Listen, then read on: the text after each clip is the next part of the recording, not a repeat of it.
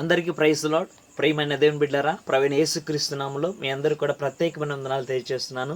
ప్రభు మిమ్మల్ని దీవించి ఆశీర్వదించును గాక. ఈ సమయంలో ఒక విషయాన్ని గురించి ప్రత్యేకంగా మీ ముందు మాట్లాడడానికి దేవుడు నన్ను ఎంతగానో బలపరుస్తున్నాడు.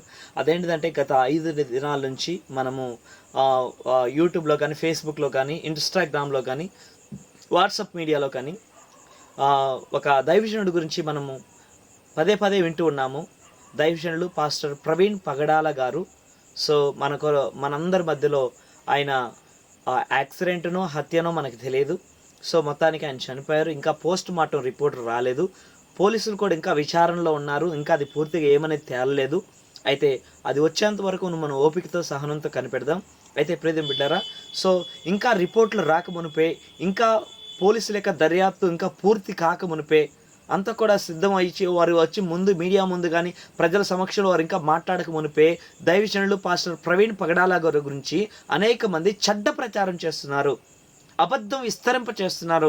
ఒకవేళ దీన్ని అనుకున్నాను, ఒకవేళ వీరి మాయ మాటలు విని వీరు తీసేటువంటి ఏ టెక్నాలజీ ద్వారా మరొక టెక్నాలజీ ద్వారా ఏదో ఒక విధంగా తీసుకొచ్చేటువంటి ఆ సీసీ ఫుటేజెస్ కానీ రకరకాలైనటువంటి రుజువులు కానీ కనపరుస్తూ అబద్ధపు రుజువులు చెడ్డ ప్రచారం చేస్తూ ప్రజలని నమ్మించే విధంగా, ప్రభుత్వాన్ని నమ్మించే విధంగా కొన్ని చెడ్డ ప్రచారాలు లేస్తున్నట్టుగా మనం చూస్తున్నాం. కాబట్టి నేను ఏమంటానంటే, ఈ సమయంలో ఇది మౌనంగా ఉంటే చెడ్డ ప్రచారం బయటకు వచ్చేటటువంటి ప్రమాదం ఉన్నది.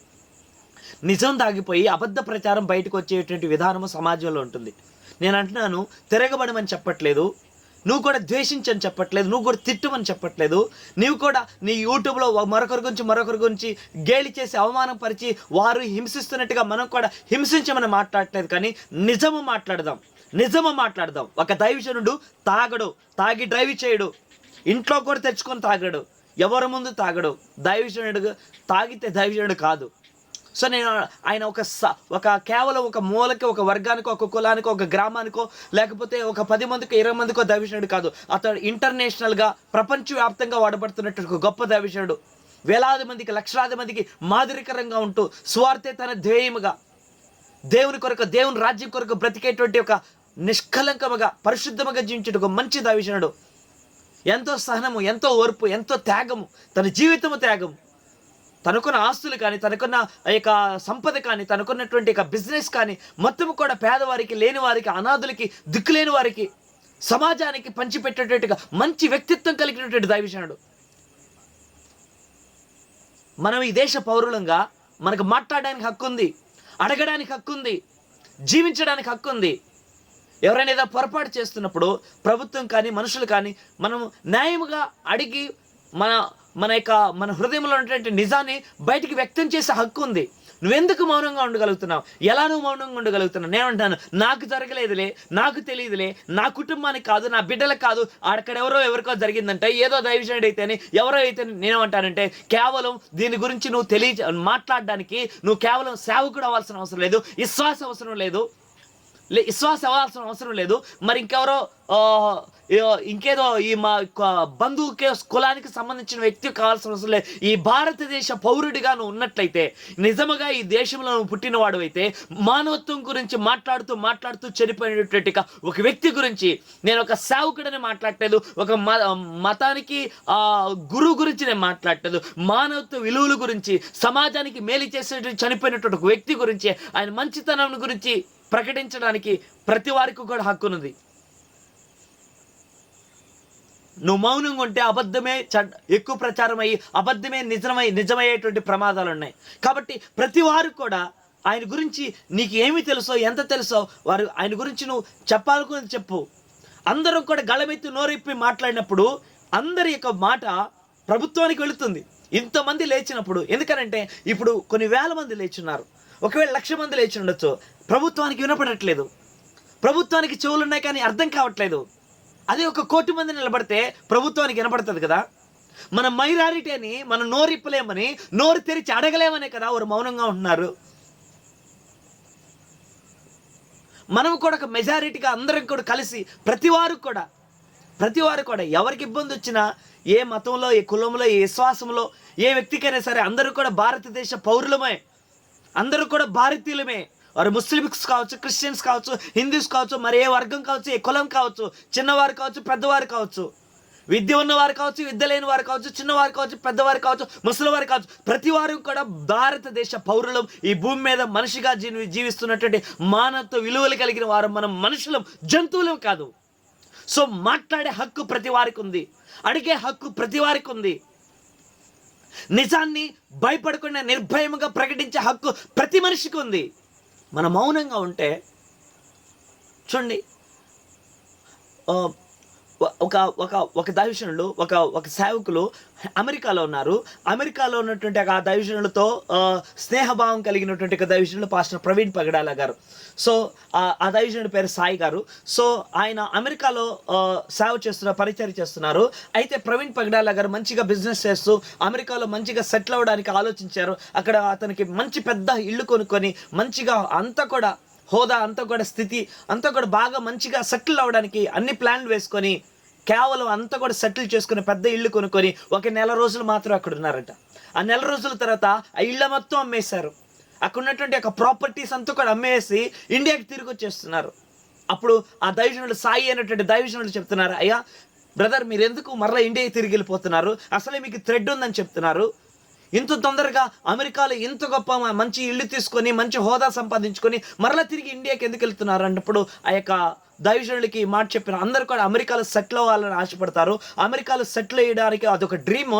అయితే మీరు అమెరికాలో సెటిల్ అయ్యారు, మీ డ్రీమ్ను మీరు తీర్చుకున్నారు. మరి అమెరికాలోనే మీరు జీవించవచ్చు కదా, మీ ఆయుష్కాలం అంతా జీవితం అంతా కూడా మీ పిల్లలు హ్యాపీగా అమెరికాలో అమెరికా పౌరసత్వం కలిగి హ్యాపీగా జీవించవచ్చు కదా, మరలా తిరిగి ఇండియాకి ఎందుకు వెళ్తున్నారు? అసలే మీకు థ్రెడ్ ఉందని చెప్తున్నారు అన్నప్పుడు దైవజనులు పాస్టర్ ప్రవీణ్ పగడాల గారు చెప్పిన మాట, బ్రదర్, అమెరికా డ్రీమ్ అనేది నా దేవుడు నా హృదయంలో పెట్టిన భారం ముందు ఎంతో చిన్నది. నా హృదయంలో నా దేవుడు పెట్టిన ఆత్మల పట్ల, నశించిపోతున్న ఆత్మల పట్ల, దిక్కులేని వారి పట్ల, అనాథుల పట్ల, పేదల పట్ల, నిరుపేదల పట్ల, విద్య లేని వారి పట్ల, అట్టడుగుపోతున్నటువంటి స్త్రీల పట్ల, స్త్రీల యొక్క సమాన హక్కు కొరకు, ఈ లోకంలో ఈ యొక్క భారతదేశంలో పేదరిక నిర్మూలన కొరకు, కులం యొక్క నిర్మూలన కొరకు, మతం యొక్క నిర్మూలన కొరకు నా దేవుడు నా హృదయంలో పెట్టినటువంటి భారం అనేది, దాని ముందు, ఆ పిలుపు ముందు, ఆ దర్శనం ముందు అమెరికా డ్రీమ్ అనేది చాలా చాలా చిన్నది. సుఖభోగాలు అనుభవించడానికి నా మనసు ఒప్పుకోవట్లేదు. అమెరికాలో సెటిల్ అయ్యి దర్జా లైఫ్ జీవించడానికి నా మనసు, నా హృదయం అంగీకరించట్లేదు. నా ప్రభు ఒప్పుకోవట్లేదు. నేను మరలా తిరిగి ఇండియాకి వెళ్తాను. నాకు చావు భయం ఉన్నా, మరణ భయం ఉన్నా సరే, మరణానికి ఎదురెళ్ళినప్పటికీ కులము గురించి నేను ప్రస్తావిస్తాను, మతము గురించి నేను ప్రస్తావిస్తాను, కుల హక్కు నిర్మూలన గురించి, మత హక్కు నిర్మూలన గురించి, మనుషులందరూ కూడా సమానమని మానవత్వకు విలువల గురించి మాట్లాడడానికి నేను గళమెత్తి మాట్లాడతానని చెప్పి, ఒకవేళ థ్రెడ్ ఉన్నా సరే, మతము గురించి మాట్లాడినప్పుడు, కులం గురించి మాట్లాడినప్పుడు, మనుషుల యొక్క అణిచివేత గురించి మాట్లాడినప్పుడు, అది నచ్చక నన్ను చంపడానికి ప్రయత్నం చేసినా సరే నేను వెనకాడకుండా మాట్లాడతానని చెప్పి ధైర్యముగా ఇండియాకి వచ్చి ధైర్యముగా ప్రకటించిన వాడు పాస్టర్ ప్రవీణ్ పగడాల గారు.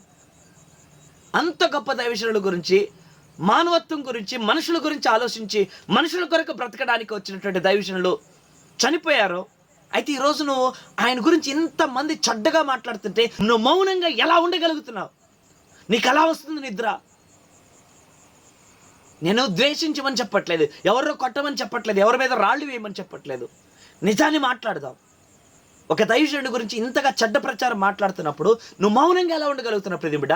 అది నీ కుటుంబానికో, నీ బిడ్డలకో, నీ సొంత వారికో జరిగితే నువ్వు ఎంత కుమిలిపోతావు?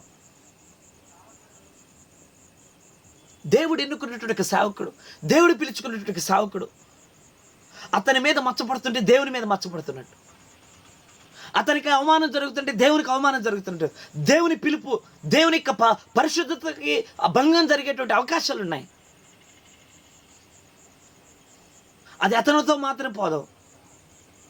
దేవుని రాజ్యానికి, దేవుని సేవకి, దేవుని పరిచర్యకి, సార్వత్రిక సంఘానికి ఇదెంతో మచ్చగా ఉంటుంది. క్రైస్తవులందరూ ఇంతే అని బూచి చేయడానికి ఎవరో కొందరు దుండగులు, కొందరు మత ద్వేషికులు, పైశాచికం కలిగిన మనుషులు అనేక మంది తిరగబడి ఈ విధంగా లేనిది ఉన్నట్టుగా రకరకాలుగా సృష్టిస్తున్నారు. నువ్వు మౌనంగా ఎలా ఉండగలుగుతున్నావు? నిజాన్ని నిర్భయంగా చెప్పు. 10 మంది ఉన్నాం, 100 మంది ఉన్నాం, 1000 మంది ఉన్నాం, 1,00,000 మంది, కోట్ల మంది, ఇదంతా కూడా అబద్ధం అండి. ఆయన మంచి దైవజనుడు, గొప్ప సేవకుడు, గొప్ప త్యాగం కలిగినటువంటి సేవకుడు, ప్రజల కొరకు మేలు చేయడానికి వచ్చినటువంటి దైవజనుడు అని చెప్పి నువ్వు 1,00,000 మంది 1,00,00,000 మంది గలమెత్తి మాట్లాడితే ప్రభుత్వం వినదా? మనుషులు తెలుసుకోరా? నీ సొంత పనుల కొరకు, నీ స్వార్థపూరితమైన ఆలోచనల కొరకు జీవిస్తావా? ఇప్పటికైనా సరే నీకు రోషం లేదా? ఇప్పటికైనా సరే నీకు పౌరుషం రావట్లేదా? నేను ఈరోజు కొంచెం బస్ స్టాండ్ దగ్గరికి వెళ్ళినప్పుడు అక్కడ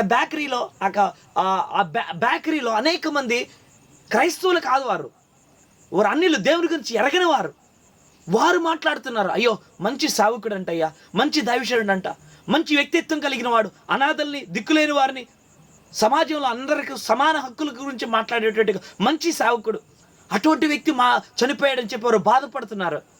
అటువంటి వారు మనం కూడా మాట్లాడాలి, నలుగురం కలిసి ఒక శాంతియుత ర్యాలీ చేయాలి, అతనికి మంచి జరగాలని, అతనికి న్యాయం జరగాలి, తన ఫ్యామిలీకి న్యాయం జరగాలని చెప్పి మనం కూడా మాట్లాడదామని చెప్పి దేవుని గురించి తెలియవారు, దేవునికి విశ్వాసం గురించి తెలియవారు మాట్లాడుకుంటుంటే నాకు సిగ్గు వేసింది. నిజంగా నాకు బాధ కలిగింది. అరే, ఒక సేవకుడు కాదు వారు, ఒక విశ్వాసి కాదు, ఒక క్రైస్తవులు కాదు, వారికి దేవుని గురించి సరిగా ఏమీ తెలియదు. అయినప్పటికీ వారిలో ఉన్న మంచితనం, నువ్వు దేవుని బిడ్డవి, నువ్వు విశ్వాసివి, దేవుని రాజ్యం కొరకు సిద్ధపరచబడవలసిన బిడ్డవి, అనేక మందిలో దేవుని కొరకు వెలుగుగా నియమించబడినటువంటి క్రైస్తవుడివి. మరి నువ్వు మంచితనం గురించి, నువ్వు త్యాగము గురించి, ఆయన చేసినటువంటి మంచి పరిచర్య గురించి వివరించడానికి, మాట్లాడడానికి కనీసం 1-2 మాటలైనా సరే నువ్వు ఒక సోషల్ మీడియాలో, ఆ ప్లాట్ఫామ్లో, ఒక న్యూస్ ఛానల్లోనో ఏదో ఒక విధంగా నువ్వు నలుగురికి ఆయన గురించి ఒక మంచి మాట చెబితే అది ప్రభుత్వం దాకా వెళ్ళొచ్చు. నువ్వు మౌనంగా ఉంటే దేవుడు మరొక చోట గలమెత్తి మాట్లాడిస్తాడు. కానీ నువ్వు ఆ కృప పోగొట్టుకుంటే జాగ్రత్త. ఒక నీతిమంతుడి గురించి నువ్వు మాట్లాడకపోతే దేశము కొరకు, ప్రజల కొరకు, క్షేమము కొరకు, సార్వత్రిక సంఘము కొరకు త్యాగమైపోయినటువంటి ఒక దైవజనుడి గురించి నువ్వు నోరిప్పి మాట్లాడకపోతే దేవుడు తీర్పు తీరుస్తాడు. జాగ్రత్త. ఎవరో ఏమనుకుంటారంటే ఏందండి, పాపము నిస్తరింపజేసే వాళ్ళు లోకంలో లేరా? మనుషుల మధ్య చిచ్చులు పెట్టేటువంటి మనుషులు ఇక్కడ లేరా? విచ్చలవిడితనంగా రకరకాలటువంటి అశ్లీల చిత్రాలు చిత్రీకరించి సోషల్ మీడియాలో వదులుతున్న వారు ఎంతోమంది లేరా? నువ్వు నీతి గురించి మాట్లాడలేవా? నువ్వు విశ్వాసం గురించి మాట్లాడలేవా? ఒకరు చేసిన మంచి గురించి నువ్వు మాట్లాడలేవా? ఎవరో చూస్తే నీకేంటిది? ఇప్పటికైనా సరే నువ్వు నోరిపోతే నిన్ను బట్టి దేవుడు సిగ్గుపడతాడు, నేను నమ్ముతున్నాను. ఇప్పటికైనా సరే నువ్వు నోరు తెరిచి మాట్లాడకపోతే దేవుడు నిన్ను బట్టి సిగ్గుపడతాడు. ఆయన చెప్పిన వాక్యాన్ని నువ్వు విన్నావు, ఆయన చెప్పినటువంటి వాక్యాన్ని బట్టి నీ జీవితం మార్చబడింది. దైవజనుల యొక్క బోధలు వెళ్ళి నీ జీవితాన్ని మార్చుకున్నావు. అటువంటి దైవజనుడు నీకు నువ్వు రక్షించబడ్డావు, మారు మనసు పొందావు, బాప్తిస్మంలోకి వచ్చావు, దేవుని రాజ్యం కొరకు స్థిరపరచబడ్డావు. అటువంటి ఒక దైవజనుడు చనిపోతే, అటువంటి ఒక దైవజనుడు గురించి చెడ్డ ప్రచారం ఈ లోకం భూమి మీద లేని వాని గురించి చెడ్డ ప్రచారం చేస్తున్నది. నీ గుండెల మీద చేసుకొని చెప్పు, సేవకుడు తాగుతాడా? ఒక ప్రపంచానికి సువార్థికుడు అతడు. ఒక ప్రపంచాన్ని ఒక దిక్చూచి, ఒక వెలుగుగా మండుచున్నటువంటి ఒక అగ్ని స్తంభముగా అతడు నిలిచినవాడు. మండుచు ప్రకాశించుచున్న దీపంలాగా అనేక మందిని వెలిగించినవాడు. అతడు తాగుతాడని నువ్వు నమ్ముతావా? అతడు తప్పుతూలి రాంగ్ డైరెక్షన్లో పోయి ఆ బైక్ హెడ్ లైట్ లేకుండా అలా చనిపోయాడు నువ్వు నమ్ముతావా? ఆ బైక్ మొత్తం ఆయన మీద అలా పడుకోబెట్టినట్టుగా అలా ఇది యాక్సిడెంట్ నువ్వు నమ్మగలుగుతున్నావా? ఆ కర్రలకి ఆ బ్లడ్ అంతా కూడా, రక్తం అంతా అంటుకొని ఆ కర్రలు అక్కడ కూడా ఇరిగిపోయిన కర్రలు అక్కడ పడి ఉంటే అది యాక్సిడెంట్ నువ్వు నమ్ముతున్నావా? దయచేసి ప్రేమ బిడ్డలారా, మనం నోరెత్తి మాట్లాడదాం. చనిపోయిన వాడు ఒక సాధారణమైన మనిషి కాదు, దేవుని చేత నియమించబడిన ఒక సేవకుడు, ఒక దైవజనుడు. ఆయన గురించి నీకు తెలిసిన మంచిని ఈ యొక్క సమాజానికి, సోషల్ మీడియాకి, ప్రభుత్వానికి, చారిత్రక సంఘానికి, ఈ సమాజానికి నువ్వు వివరించు. ఆయన గురించి సరిగా తెలియని వారు మంచి చెప్తున్నారండి, సరిగా తెలియని వారు మంచి చెప్తున్నారు, హిందువులు మంచి చెప్తున్నారు, ముస్లిమ్స్ మంచి చెప్తున్నారు. నువ్వు క్రైస్తవుడివి, నువ్వు చెప్పలేకపోతున్నావు, నీకు నోరు రావట్లా. నువ్వు ఎన్నో వాక్యాలు, నువ్వు తెలుసుకున్నావు దేవుడి గురించి అనేక అనుభవాలు. హిందువులు చెప్తున్నారు ఆయన గురించి మంచితనం, ఏం తెలుసని. ముస్లిమ్స్ చెప్తున్నారు, వారికి ఏం తెలుసని. నీకు అన్నీ తెలుసు కదా. వాక్యం తెలుసు, ప్రార్థన తెలుసు, పరిచర్య తెలుసు, సేవ తెలుసు, సేవకుడు తెలుసు, సేవకుడు ఎలా ఉంటాడో తెలుసు, సేవకుని యొక్క గుణ లక్షణాలు అయితే తెలుసు. కానీ నువ్వు మౌనంగా ఎలా ఉండగలుగుతున్నాను నేను అడుగుతున్నాను. నోరెందుకు ఇప్పట్లేదు? ఎవరు నెగతాలు చేస్తారా?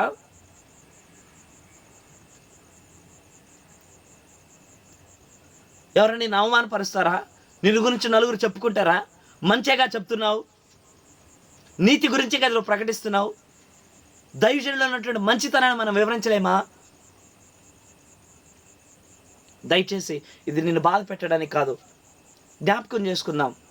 సో దైవజనుడి యొక్క కుటుంబాన్ని, వారి సతీమణి గారు, వారి పిల్లల్ని, వారి కుటుంబాన్ని, వారితో పట్టినటువంటి సహోదరుల్ని, ఆ శిష్యరిక బృందాన్ని, వారికి ఉన్నటువంటి వారి చుట్టూ ఉన్నటువంటి ఒక సేవా పరిచయలో ఉన్నటువంటి ఒక బిడ్డల్ని, సంఘాన్ని, వాళ్ళందరినీ జ్ఞాపకం చేసుకుందాం.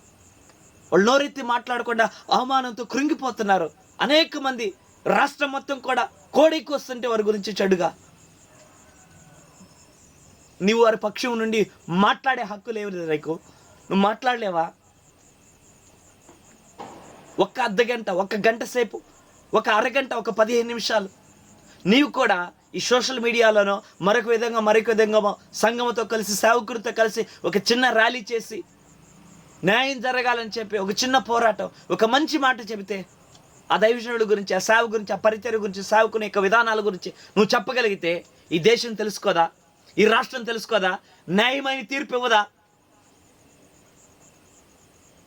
అబద్ధ ప్రచారము పెరిగిపోతూ అబద్ధాన్ని నిజం చేయాలని కొంతమంది దుండగులు, మత ద్వేషకులు, పైశాచికమైనటువంటి మనుషులు ఈ లోకంలో విస్తరిస్తుంటే నువ్వు మౌనంగా ఉంటే ప్రియమైన బిడ్డలారా, లెక్క దేవుడి నిన్ను అడుగుతాడు. నీకు వాక్చాతుర్యం ఉంది, నీకు బోధించే వరం ఉంది, నీకు ప్రకటించే శక్తి ఉంది, నీకు జ్ఞానం ఉంది, నీకు చదువు ఉంది. అయినప్పటికీ నువ్వు గళవెత్తి మాట్లాడకపోతే దేవుడిని లెక్క అడుగుతాడు. జాగ్రత్త. దయచేసి ప్రేమతో ఈ మాటలు అంగీకరించాల్సిందిగా ప్రభు పేరుకి మేము చేస్తున్నాను. మిమ్మల్ని కించపరచాలి కాదు, మిమ్మల్ని బాధపరచాలి కాదు. మనందరం కూడా కలిసి నోరెత్తి గళమెత్తి మాట్లాడితే ప్రభుత్వము మనందరి యొక్క బాధను అర్థం చేసుకొని సరైన న్యాయం తీరుస్తుంది. ప్రజలందరూ కూడా ఒక సేవకుని యొక్క విలువను తెలుసుకొని దేవుని గణపరుస్తారన్నటువంటి ఆయన చేసిన సేవ, ఆయన చేసిన పరిచర్య అందరికీ ఒక స్ఫూర్తిదాయకంగా, ఒక మాదిరికరంగా ఉండాలని ఒక ఆశ. ఆయన చేసిన మంచితనము ఆయనతో అది ఆగిపోకూడదు. ఆయన చేసిన మంచి క్రియలు ఇంకా దేశాన్ని, ఇంకా ఈ యొక్క రాష్ట్రాన్ని అదే స్ఫూర్తిలో, అదే యొక్క బాటలో, అదే మార్గంలో నడిపించాలి.